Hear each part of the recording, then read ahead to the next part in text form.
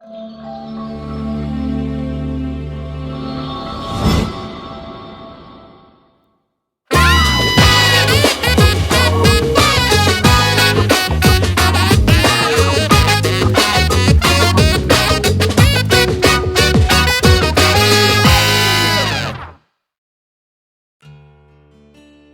15 ayat 22-27.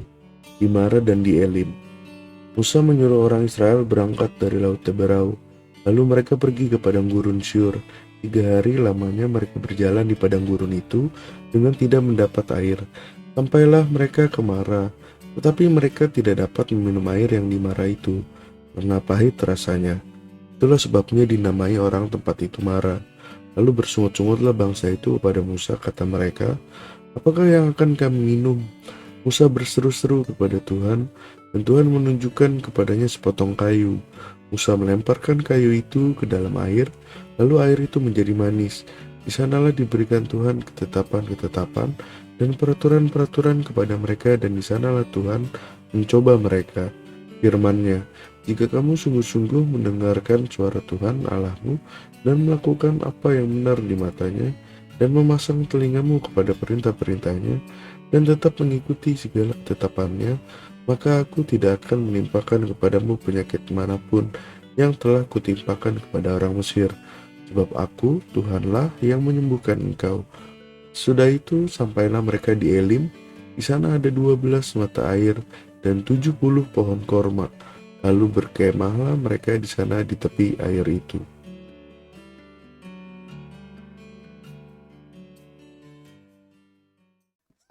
Ketemu lagi kita. Harus hak dulu dong biar abisnya Biar nggak nggak tegang. tegang kan, ngebahas topik-topik yang menarik kan harus semangat dong. Semangat. Nah, hari ini kita akan bahas tentang Mara dan Elim. Ya, teman-teman yang punya tanggapan tentang Mara Elim atau punya pandangan tentang Mara Elim bisa ketik di kolom komentar di bawah ini ya, sehingga bisa menambah wawasan kami juga. Nanti beberapa waktu ke depan kita akan bahas hari ini. Masih dengan Ren dan Pak Prana. Yes, ya. Om. Dua teman saya di beberapa frame sebelumnya, di beberapa acara sebelumnya, tapi bertemu di frame Bible Talk hari ini. Kita sebelumnya apa? Frame apa kita ketemu? Man of God dulu ya? Man of God. Man of God. Man of Kalau Ren itu celotehanku, teman-teman ngebahas tengah malam ya. Iya, Kayak ngomong iya. ngalur ngidul. Celoteh Tapi lah hari pokoknya. ini kita nggak bisa ngalur ngidul nih Ren, Pak Prana. Iya, iya. Kan kami juga Bible Talk. Yes. Nah, sehingga ya kita bahaskan tentang tema-tema tentang topik-topik di Alkitab kan. Nah, hari ini kita bahas tentang Mara dan Elim. Kira-kira nih, Wah, kira-kira ini. kira-kira Aduh, posisi udah berubah. kira-kira nih ya. Kira-kira kalau dengar kata Mara dan kata Elim, apa yang ada di benak kita hari ini? Oh, iya, mantap. Oke, dari yang mulai tua dulu, paling tua dulu. Gue tua tapi penampilan muda, bro. Mara dan Elim ya. Bukan 11 sama 12 sama gua. Iya, nggak beda jauh kita ya. Kalau Mara dan Elim ini yang pertama kali langsung gue inget berarti mengenai bangsa Israel. Bukan suatu ya. Dia dua tempat ya, Mara dan Elim. Iya. Dua tempat di mana tempat-tempat ini tempat-tempat yang didatangi atau dikunjungi, bahkan orang Israel berkemah di situ setelah mereka itu keluar dari tanah Mesir. Ya. Nah, kita tahu kan bangsa Israel di tanah Mesir ngapain tuh? Mereka kan jadi budak tuh selama beberapa puluh tahun ya, berapa ratus tahun kali mungkin ya Om Bima. Berapa Ya, lama lah pokoknya lah, cincai lah mau. Nah, pokoknya dia jadi budak di sana selama berapa ratus tahun, dan akhirnya karena kebanyakan orang Israel, akhirnya Firaun merasa terancam nih ya kan. Akhirnya mereka jadi diperbudak. Nah, setelah itu akhirnya Tuhan memilih karena sudah ditetapkan untuk menjadi bangsa pilihan, akhirnya Tuhan mengeluarkan mereka dari Mesir dan keluar dari tanah Mesir, dan akhirnya sampailah mereka di Mara dan Elim. Nah, gitu Om Bim mengenai Oke, Mara dan Elim. itu sekilas info. tuh kan, supaya lu paham nih Ren kan. Dari tadi mau ngebahas tentang Mara Elim lu agak panik nih. Gimana nih? Marah tuh bukan yang aku nggak suka ya. Marah-marah. Itu Ibadahannya marah. itu. Itu marah. Nah, kalau lu bagaimana Ren? Tentang kalau lu dengar kata Mara Elim Ren. Kalau dengar kata Mara Elim, yang terlintas seperti iman kita sih Om Bim. Mara Elim tuh menggambarkan kita di saat ini. Kalau buat aku. Jadi marah-marah, Elim.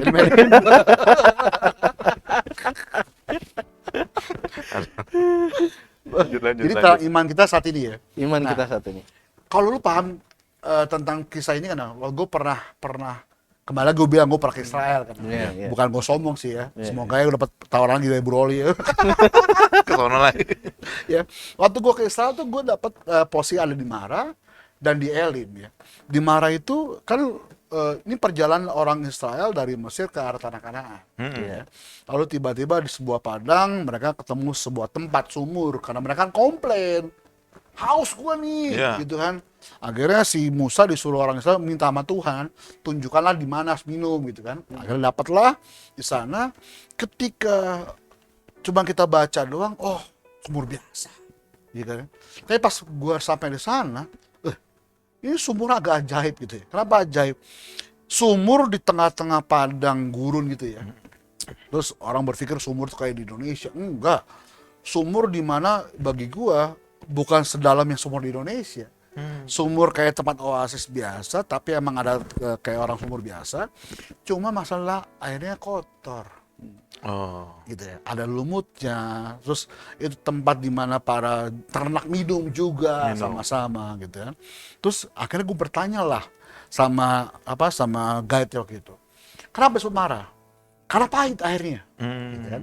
Waktu tour guide gue tuh orang Palestina gitu ya. Terus loh kok tapi ketika dia komplain sama Tuhan karena air hidupan nggak bisa diminum kan, dia suruh Musa kan trek sama Tuhan.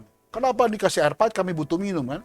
Nah, Alkitab berkata kan Musa melemparkan kayu katanya. Kayu. Iya. Lalu air itu menjadi manis. Nah, gue tanya sama emang Tour guide. tour guide itu, gue iseng-isengnya nanya, itu kayu apa?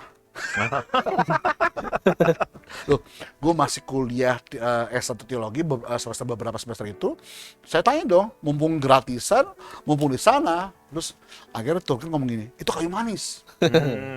Ya, pakai bahasa mereka kayu manis. Kenapa? Karena setelah Musa itu melemparkan kayu ke dalam sumur, air itu menjadi manis.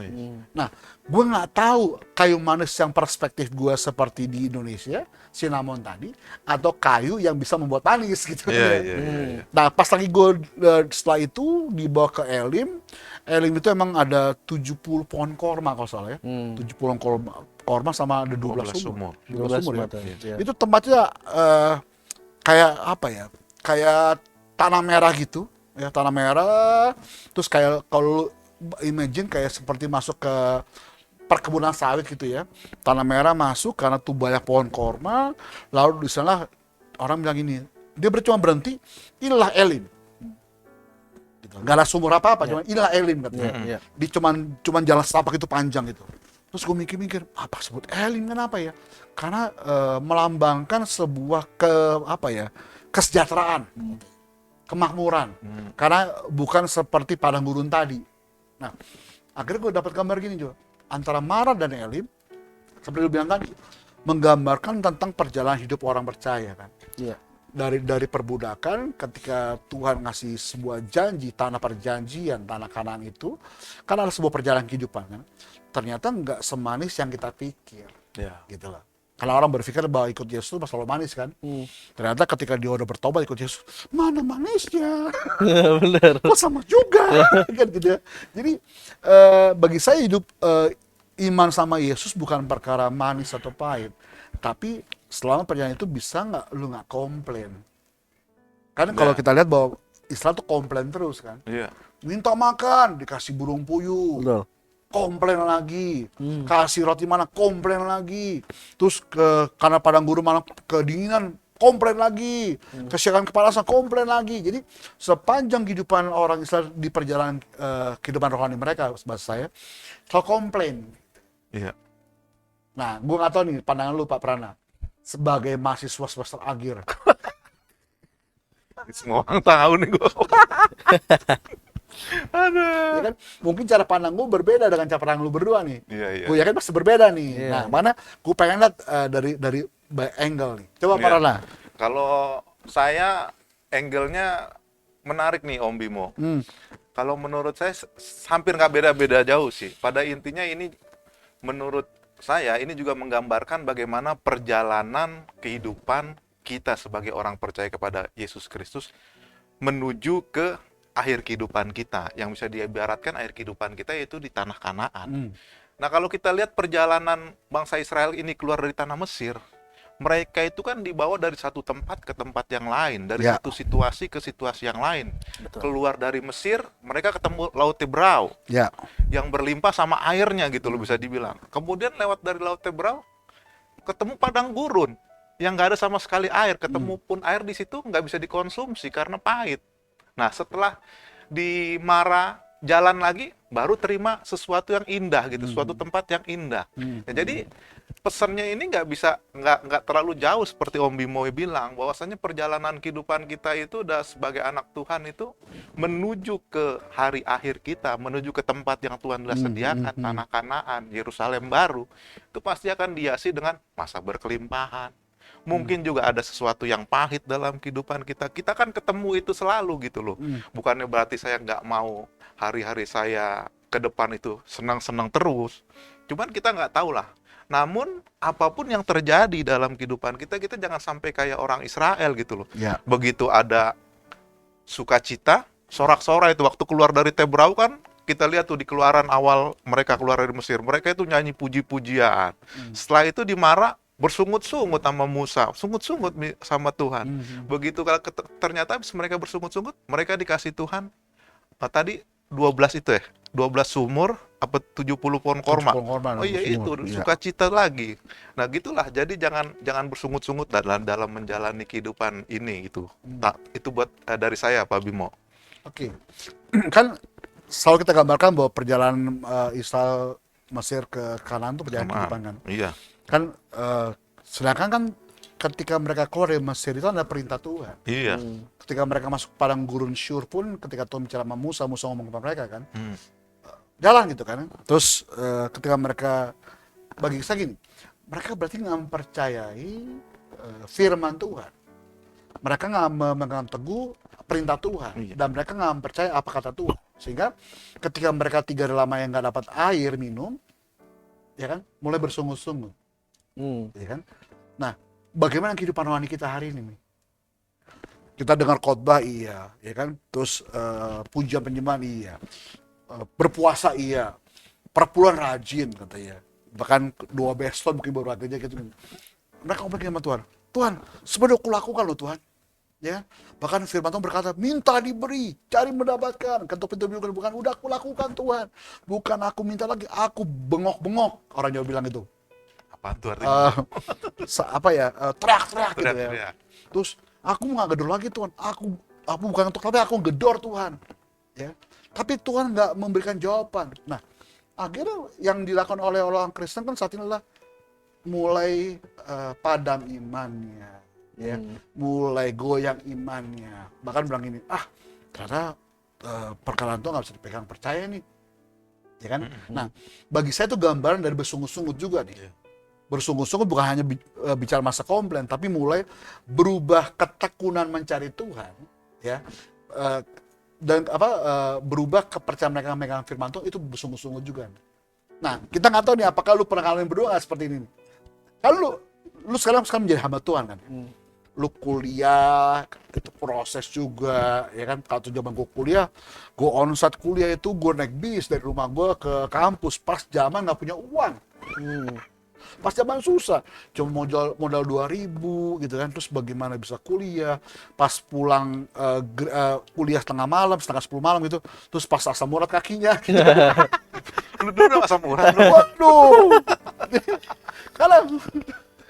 karena itu proses kan, ternyata gue dapetnya gini, kalau Tuhan yang suruh, berarti Tuhan yang memperlengkapi, kita cuma nikmatin aja, ternyata yang gue alamin adalah semua itu proses, dan proses itu menghasilkan sebuah cerita yang manis hari ini, gitu kan.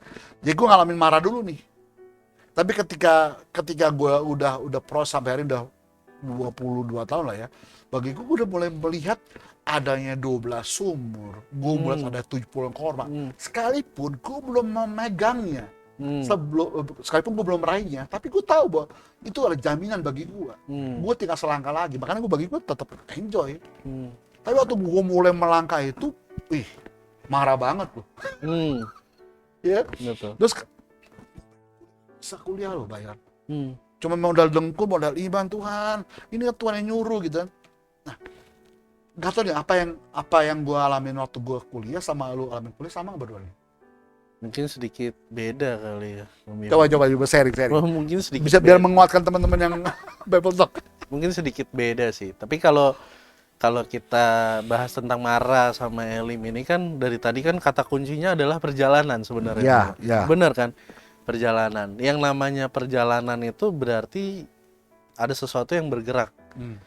Ada sesuatu yang terus maju gitu. Namanya juga perjalanan kan. Ya. Dan perjalanan itu pasti ada satu destinasi yang dituju. Nah, kalau kita lihat memang bangsa Israel pada saat itu walaupun kelihatannya kayak mereka terus bersungut-sungut, mereka nggak percaya segala macam. Niat hati sih balik ke Mesir, niat hati. Kalau kayak gini mah mendingan aku di Mesir, beranak cucu segala macam.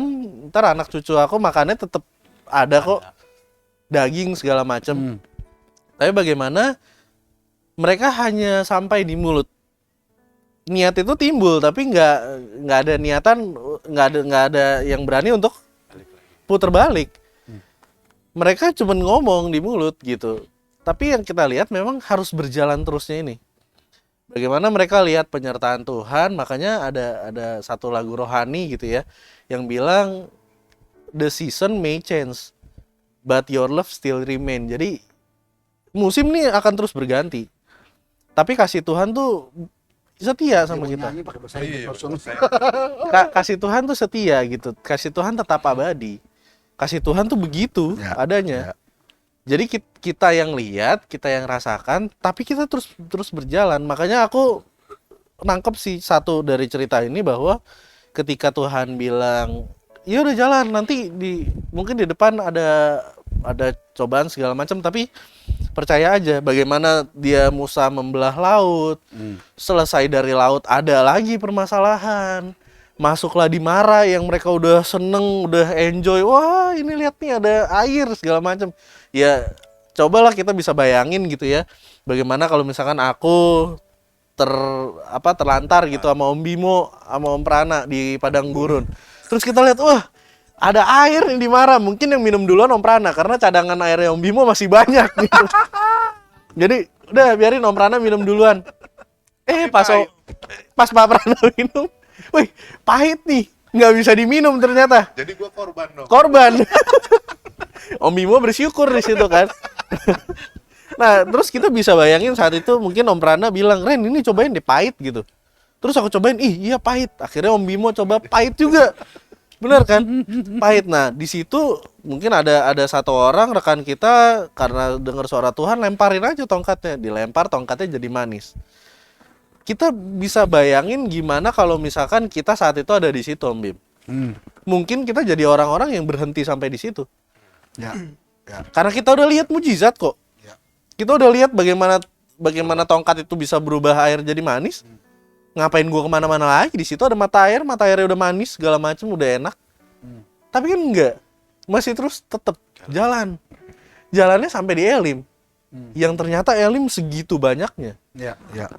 Nah, makanya kenapa tadi aku bilang ini menggambarkan iman kita sebenarnya. Bagaimana iman kita terus bergerak atau enggak? Ini memang menyangkut ke hari Sabat. Bagaimana Sabat itu sebenarnya menggerakkan kembali iman kita yang mungkin sedang tertidur. Makanya kita di episode sebelumnya kita bahas bagaimana hari Minggu itu sebenarnya penting buat kita semuanya. Bukan hanya karena hari Minggu sebagai kewajiban, tapi bagaimana hari Minggu kita datang sama-sama nih kita mau lihat mujizat Tuhan. Tapi kita nggak mau sama-sama berhenti, kita mau terus bergerak gitu, Om Bim. Nah, gue terbati kalimat bersungut-sungut ya. Karena bahasa Yunani itu gongusomos. Gongusomos itu tindakan cenderungan memberontak. Gitu. Jadi sebenarnya tindakan memberontak itu adalah bentuk dari kalimat bersungut-sungut.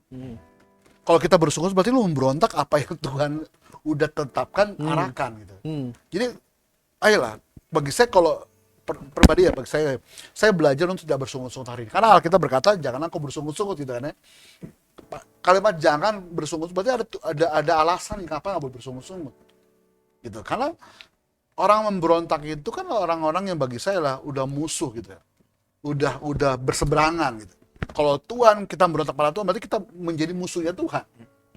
Gitu kan? Nah, Gonggu Somos tadi yang saya perhatikan gitu. Berarti kita nggak percaya akan firman Tuhan. Kita nggak percaya akan adi kodratinya dia.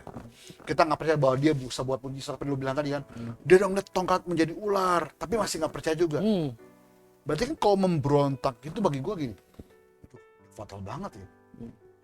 Masih jangan bersungut-sungut, bahasa mudah. Tapi pengaplikasian itulah yang seringkali sulit. Kita seringkali nggak sadar. Ya kan? Nggak sadar tentang ya bersungut-sungut sama bagi gue lah. Ya too much complaining lah. Lu doing nothing tapi lu komplain terus. Ya kan? Yeah. Dia cuma disuruh Tuhan jalan. Tapi komplain lagi. Seperti lu bilang tadi Ren, nggak punya rasa bersyukur. Ya kan? Nah, kalau orang bisa bersyukur bahwa ya udah nikmatin aja, ya obat juga pahit kok, tapi tujuan orang minum obat kan untuk kesembuhan, ya kan? Pare juga pahit kok, tapi pare kan bagus, gitu kan? Jadi di balik rasa pahit itu ada khasiat yang kita terima. Kalau gue nggak pernah ngalamin hidup pahit sama Tuhan, sekarang hidup gue nggak pernah rasakan hal yang manis hari ini gue ucap. Gitu loh. Nggak tahu lu bagaimana peran, kan lu jauh lebih tua daripada gue, pengalaman lu pasti lebih banyak lah. Kita berantem berapa tahun sih? Ya kalau menurut saya sih mengenai Mara dan Elim ini, yang tadi Pak Bimo bilang mengenai bersungut-sungut, ya memang selain daripada tidak ada rasanya bersyukur, juga tidak adanya rasa penyerahan diri gitu loh Pak. Karena kan di sini kita udah tahu dari perjanjian kepada Abraham bahwasanya bangsa Israel ini adalah bangsa pilihan Tuhan dan dia akan selalu menyertai bangsa Israel. Mestinya pada saat itu bangsa Israel walaupun dalam perjalanan ini menemui banyak tantangan, mestinya dia udah pasrah aja deh, menyerahkan dirinya aja deh sama Tuhan. Yang penting perjalanan ini mereka tahu dipimpin Tuhan, tujuannya kemana. Jadi kalaupun ada masalah-masalah yang akan dihadapi, mestinya bangsa Israel tidak perlu bersungut-sungut. Tapi ini juga kan merupakan realita dalam kehidupan kita nih. Walaupun kita dalam perjalanan kehidupan siapapun kita, nggak tahu nanti Pastor Bimo mungkin beda kali pribadinya. Kadang-kadang kalau kita menemui sesuatu yang pahit dalam kehidupan kita, bisa juga kita bersungut-sungut gitu, komplain sama Tuhan, Tuhan, aku udah pelayanan kok berpuluh-puluh tahun, banyak jiwa yang aku menangkan, tapi kenapa masalah masih bisa terjadi, Tuhan izinkan terjadi. Ya kalau menurut saya itu bisa terjadi, karena yang penting kita menyerahkan diri, kita percaya apapun yang kita hadapi, Tuhan memimpin kita dalam kehidupan kita. Dan pada saat kita melihat peristiwa di Mara ini, begitu ditemui air itu pahit, toh Tuhan melakukan mujizat juga melalui kayu itu. Ada selalu mujizat. Di Laut Teberau, begitu mereka mau menyeberang, nggak bisa menyeberang, ada mujizat juga. Ketemu lagi mujizat. Sebelumnya juga pada saat tulah-tulah diberikan Tuhan kepada orang Mesir, toh orang Israel tidak mengenai mereka juga. Itu sebenarnya bisa membuat mereka memasrahkan diri gitu loh. Selain daripada tidak bersungut-sungut, apa tidak kurang percaya, itu seperti yang Pak Bimo bilang tadi. Begitu tanggapan dari saya, Pak Bimo. Iya, kalau orang ingin, oh Tuhan, saya mau terima mujizat Tuhan, tapi nggak pernah mau terima proses ya. Bagi gue tuh konyol kan Pak. Nggak ada orang bisa bilang aku disembuhkan Tuhan kalau nggak pernah sakit. Ya, aku ditolong Tuhan, utangku dibayar lunas. Kalau lu nggak pernah ngutang. Jadi kita ngutang nih. Gitu kan ya. Oh Tuhan baik. Berarti lu pernah ngalamin hal yang baik dulu. Ya. Jadi kita harus bisa berdamai dulu dengan diri kita. Bagi gue gitu. Kalau bisa berdamai dengan diri kita, lu bisa berdamai dengan keadaan yang ada, gue rasa orang itu bisa, kalau orang Jawa bilang, nerimo. Ya, lebih legowo, lebih lapang gitu ya, bahwa udahlah, ini kok Tuhan izinkan terjadi. Kalau Tuhan izinkan terjadi, pasti ada sesuatu hal di balik itu semua. Iya. Gitu loh. Gue yakin lah bahwa contoh gini, gue inget gue punya apa ya, bukan ajudan ya. Jadi orang saya awal gue dulu lah gitu. Terus suatu waktu gue pas lagi ke Semarang gitu, gue udah tidur di pavilion itu, lalu dia keluar mobil, dia mau mandi tengah malam. Terus tiba dia mandi, dia coba bawa handuk, bawa ember, bawa peralatan mandi, dia keluar tengah malam tuh dengan bersiul tuh. Terus tiba-tiba nggak berapa lama ada suara gitu, gitu ya. Dia baru kaget bahwa dia dibilang dia ada anjing itu besar. Terus dia nggak pikir panjang, dia lari, ya dia tunggang langgang, lalu bisa tiba-tiba nempel di tembok, kayak Spider-Man kan. Terus lalu dia teriak-teriak, dia bisa manjat lalu ke tembok sebelahnya. Kalau pakai logika kita nggak pernah bisa tahu kita bisa nempel di tembok kayak Spider-Man kan. Bagi gue tuh mujizat. Iya. Kenapa mujizat? Karena terdesak. Ada Karena ada kejadian. kejadian sebelumnya, ada masalah yang kita nggak bisa handle, tapi Tuhan seringkali itu buat hal-hal yang di luar logika kita bisa dilakukannya. Contoh marah, ya kan? Cuman tongkat kok dilempar kayu, kok bisa manis? Gue tanya tadi dia bilang awal, kayu apa sih? Kayu manis kan? Gitu kan? Jadi apa ya? Tuhan izinkan kita nggak bersungguh-sungguh supaya kita tuh harus berpikir begini. Kita harus bisa mengandalkan Tuhan. Betul. Kalau pakai cara kita, ya Oke. bagi saya gini, Tuhan itu ahli membuat segala sesuatu yang hancur menjadi baik, membuat segala sesuatu yang pahit hidupannya menjadi manis, gitu kan? Karena bagi saya, ya dia pencipta segala sesuatunya kok, dia penjunan kita gitu. Karena proses hidup itu saya jalan dengan santai, dengan santai kok. Nggak punya uang, dulu pernah punya uang. Ya kan, nggak bisa makan, dulu pernah nggak bisa makan. Karena pernah mengalami itu, akhirnya saat ini saya menjadi santai. Santai apa? Saya tahu kalau selama saya harus sama Tuhan, Tuhan pasti urus hidup saya. Ya, amin. Gitu. Jadi peristiwa marah ini pernah saya alamin, pernah. Ya kan? Elim sedang proses ke sana dan sudah merasakan aura ke sana gitu. Karena saya udah melihat jelas, oh itu tinggal satu langkah lagi. Saya pernah dapat suatu gambar, ya, foto gitu ya, Pak Prana kemarin. Orang itu sudah menggali di bawah tanah, dia mencari berlian. Ya. Terus dia menggali karena dia lelah, dia berhenti. Padahal tinggal satu kali ketok lagi, itu berlian belakangnya dia. Karena dia bersungguh-sungguh lalu dia berhenti, dia nggak mencapai berlian itu. Nah, sama hal dengan Ray bilangin tadi, ini sebuah perjalanan kan. Dia tujuannya mau ke tanah Kanaan, kalau dia berhenti saat itu, dia nggak pernah sampai ke tujuannya. Gak akan menerima janji Nggak akan pernah menerima janji Tuhan. Gitu loh. Itu yang saya gambarkan tentang Mara dan Elim. Entah nih, apakah kita satu frame dan satu persepsi? Enggak. Makanya gini Om Bim, coba deh, aku ngebayangin gitu ya. Kalau waktu itu posisi aku adalah orang yang menjadi bagian di dalam bangsa Israel saat itu. Ketika ada yang teriak, "Wih, ada air pahit," gitu. Tapi pahit nih. Kalau misalkan pada saat itu mereka mengerti betul ya konsepnya bersyukur nih, apakah mereka akan terus minum air yang pahit itu? Ya. Jadi, oh pahit terus, tapi asik udah nggak apa-apa, terus aja. Nah, dia bersyukur kan. Itu berdamai dengan diri. Ceritanya lain lagi Ren kalau Iya kan? Jadi gimana mereka bersyukur dengan hal itu, tapi gimana ketika persungutan itu ada, mujizat timbul. Iya. ya. Iya kan? Aku juga makanya aku membayangkan ada di posisi itu. Harus minum air yang pahit dengan posisi tetap bersyukur. Tapi gini, sorry Ren, gue potong. Iya. Kan Om Bimo tadi, Pastor Bimo tadi bilang pernah ke Mara, pernah ke Elim. Itu jaraknya jauh nggak? Lumayan. Kalau dihitung jam? Gue lupa, tapi gue pakai mobil, pakai bis kalau gitu. Ya cukup lah, mungkin 1 jaman lebih. 1 jam, 2 jam. Itu Ya. sebenarnya kalau misalnya rombongan mereka dulu kan berarti banyak orang kan. Mungkin jaraknya juga nggak begitu jauh gitu lah kan Om Bim. Kalau dengan misalnya jutaan orang waktu itu misalnya yang menuju ke sana, bisa jadi kan pas orang pertama di depan ketemu duluan kan gitu kan. Ya juga menurut saya bisa juga digambarkan atau kita ambil kesimpulan bahwasanya pada saat kita mengalami masalah, jarak dengan mujizat itu dekat gitu loh Pak Bimo. Itu bisa juga dibilang seperti itu. Jadi kalau kita berada di tengah-tengah permasalahan ya, tunggu aja sebentar lagi itu kita akan menikmati permasalahan itu, akan ada jawaban doa itu gitu loh Pak Bimo. Iya. Maka konsep saya kan gini. Kalau sekarang saya belum dapat mujizat Tuhan. Saya cuma punya iman ya. Sebentar lagi. Ya, ada. Oh hari ini, besok udah, berarti depan lagi. Iya. Jadi saya nggak pernah never stop doing gitu. Saya nggak pernah berhenti untuk melakukan suatu hal. Saya nggak pernah stop berhenti, saya nggak pernah stop berdoa, beriman dan sebagainya. Kenapa? Bagi saya, satu lagi, satu langkah lagi, Iya, satu langkah gitu ya. lagi.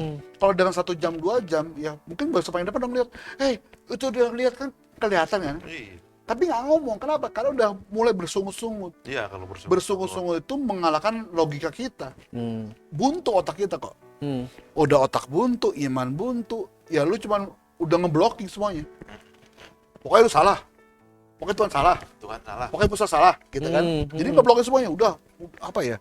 Orang bilang mutung gitu, udah marah gitu. Ya, pokoknya nggak mau terima masukan orang. Pokoknya lu salah.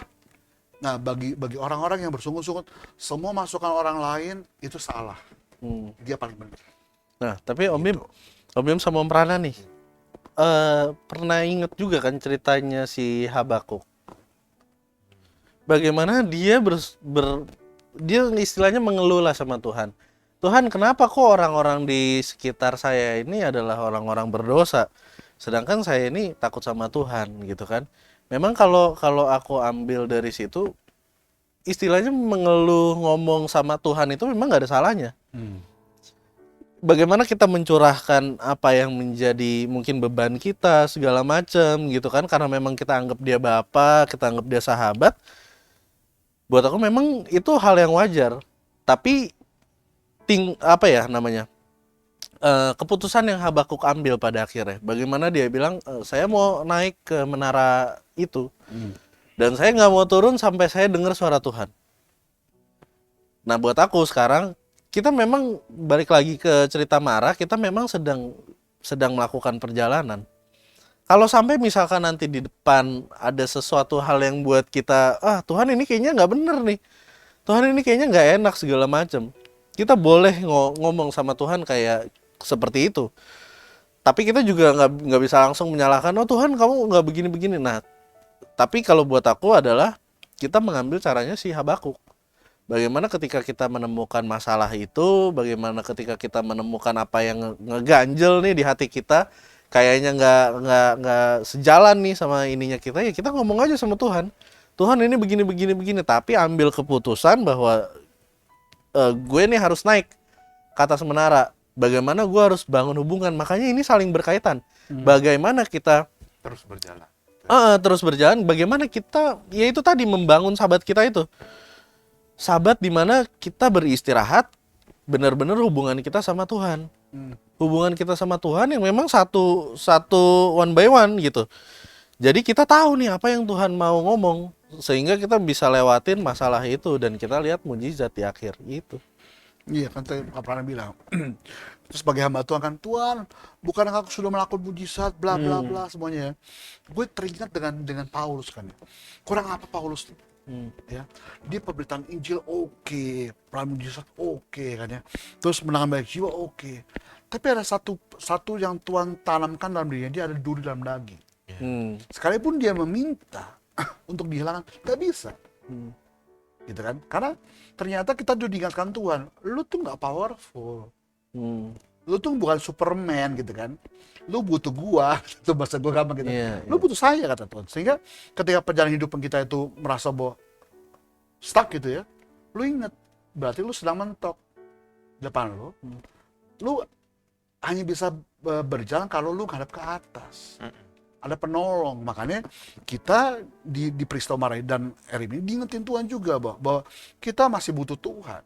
Kita bukan manusia super, ya. Ayo andalkan Tuhan. Kalau andalkan kehidupan pribadi kita, ya jujur aku bilang, waduh, kok pahit banget ya. Dikecewakan, kan nggak pernah kepahitan kan ya. Betul. Ya kan?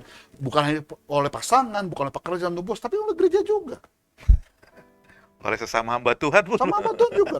Karena itu udah apa ya? Kayak informasi umum gitu. Kabel nggak pernah lagi. Ya gue kepahitan sama hamba Tuhan, kepahitan. Intinya gini, kalau lu masih bersungut-sungut seperti ini kan bersungut-sungut juga kan, karena lu bersungut-sungut gak sesuai dengan apa yang ekspektasi kita, akhirnya lu mundur kan. Itu tindakan sebuah pemberontakan. Status kita hamba. Makanya ketika Paulus tahu bahwa status hamba, dia tahu ada duri dalam daging, dia merendahkan diri.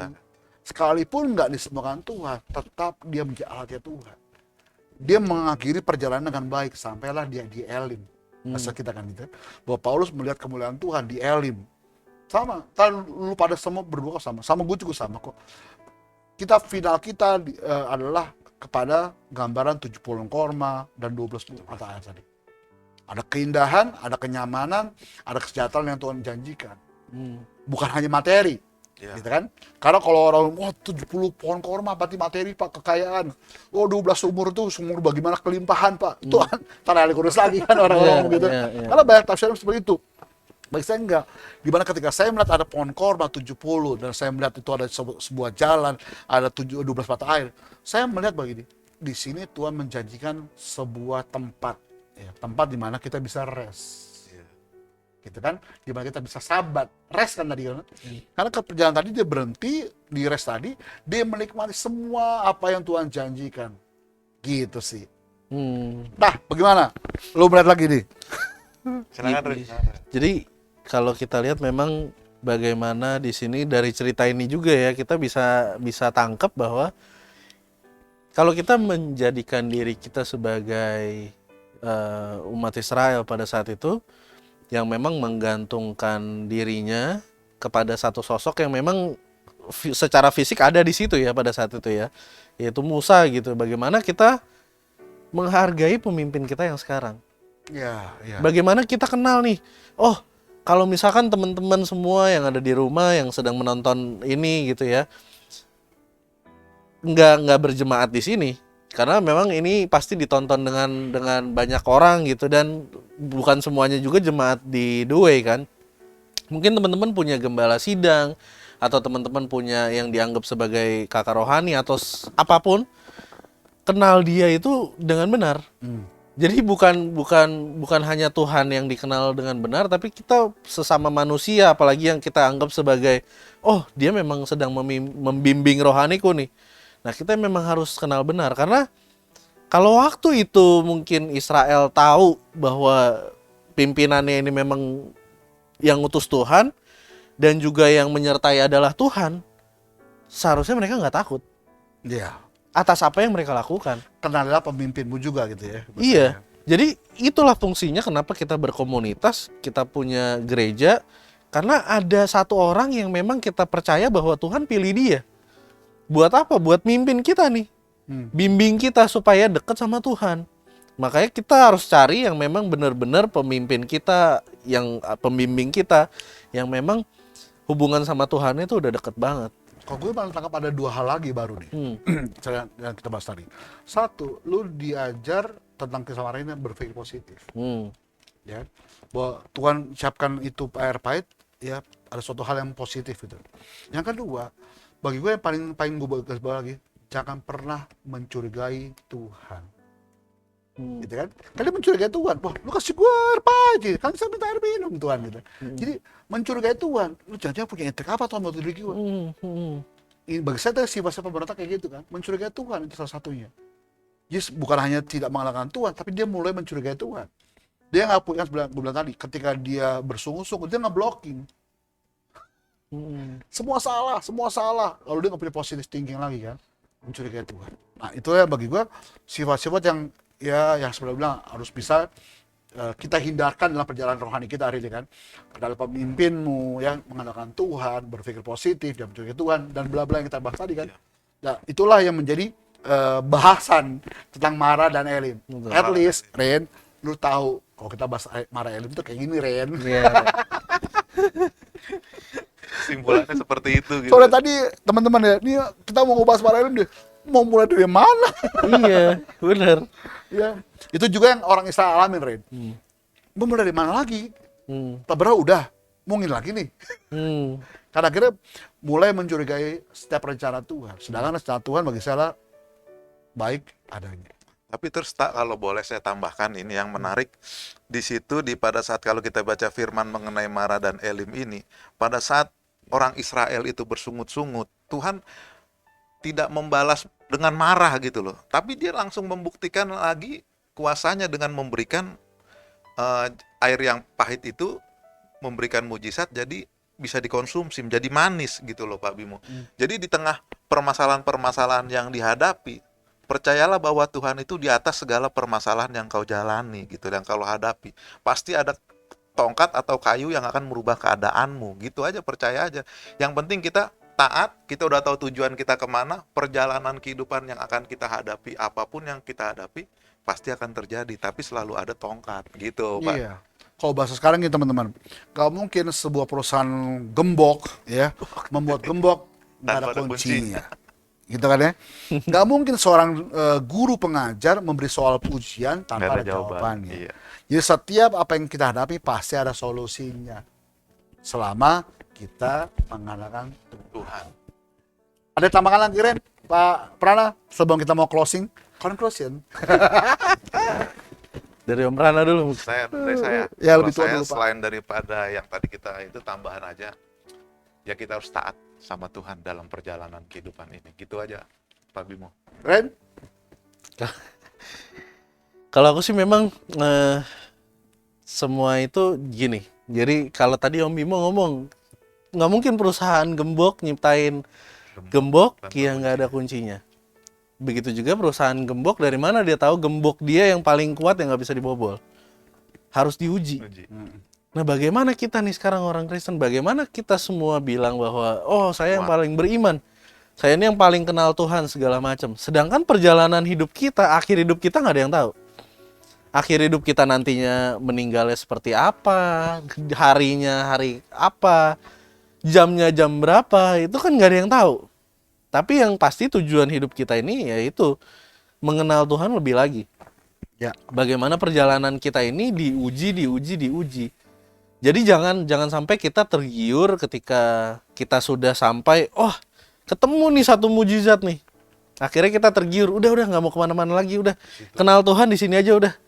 Tuhan itu ternyata pembuat mujizat. Nah, padahal ketika kita jalan lagi sedikit, kita kenal bahwa Tuhan itu lebih dari pembuat mujizat, tapi Tuhan adalah segalanya, gitu. Yes. Gue closing dengan kisah gue. Gue ngalamin ini. Di rumah gue suatu pagi ya, tiba-tiba ada tukang jual buang ember. Ember plastik, boom. Ember plastik, boom. Pukul keras banget. Gue mikir ya, ini orang jual ember atau marah-marah gitu kan ya. Akhirnya gue turun dari lantai 2 gue turun ke bawah, gue tanya sama orang itu, bang sini bang, lu jual ember atau habis ribut sama istri lu gitu kan, marah-marah kan. Jual apa? Ember plastik tahan pecah. Kenapa lu pukul bang? Untuk buktikan kepada orang-orang ember ini tahan pecah, gitu kan. Nah, hal yang sama gitu kan, hal yang sama dalam kehidupan kita. Kalau lu bilang tentang ujian, bagaimana orang tahu kita itu orang Kristen tahan uji? Kalau nggak pernah berbenturan dengan masalah, nggak pernah berbenturan dengan hal yang tidak baik, sehingga kita orang tahu, oh ternyata lu orang Kristen yang tahan uji. Betul. Jadi teman-teman semuanya, pesan saya terakhir adalah nikmatilah setiap proses Tuhan, karena proses Tuhan mendatangkan kebaikan dan imanmu tahan uji. Sampai jumpa dalam program Bible Talk berikutnya dengan topik-topik yang lebih menarik lagi. Saya Mas Bimo. Saya dengan Prana. Reinhard. Sampai jumpa, Tuhan berkati. Bye-bye. Shalom. Shalom. Tuhan berkati.